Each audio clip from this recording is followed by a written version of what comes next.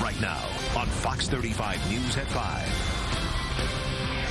An update now on that breaking news. State Attorney Jeff Ashton has admitted he paid for access to Ashley Madison, a cheating website. Ashton says he did not have an affair, but he did access the website over a 2-year period.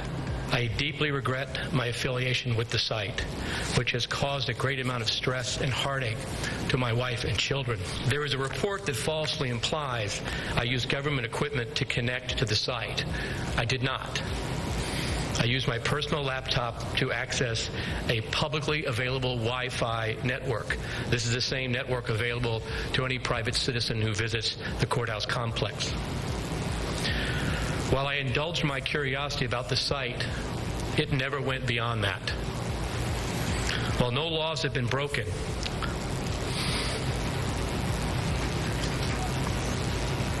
these were incredibly stupid choices. Earlier, I spoke with tech expert Tom Jelneck about the actual Ashley Madison hacking of that site.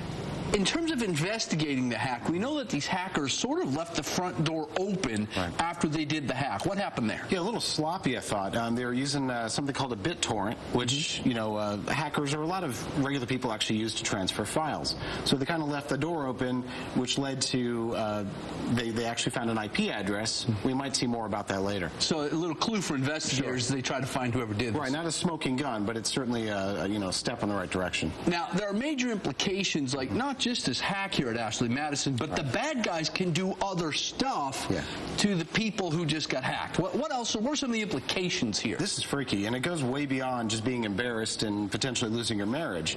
So think about it. Exploits coming after, a CEO or something and saying, hey, I've got your stuff. I'm going to let the whole world know unless you give me money. Just plain old blackmail. Blackmail, then when they click a link, now their computer gets infested.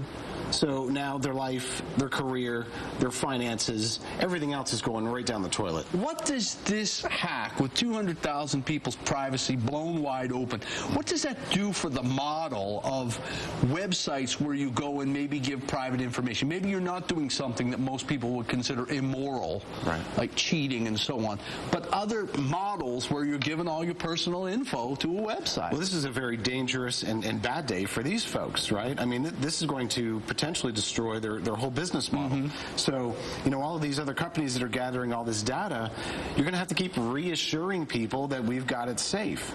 And then the question remains, is it really safe? It's coming down to common sense about where you're putting your data, your information, where you're putting credit cards. If you got to hide behind something like this, you probably shouldn't be doing it to begin with. Great advice. Tom Jelneck, always great to have you. Great to see you, Keith. Appreciate it very much.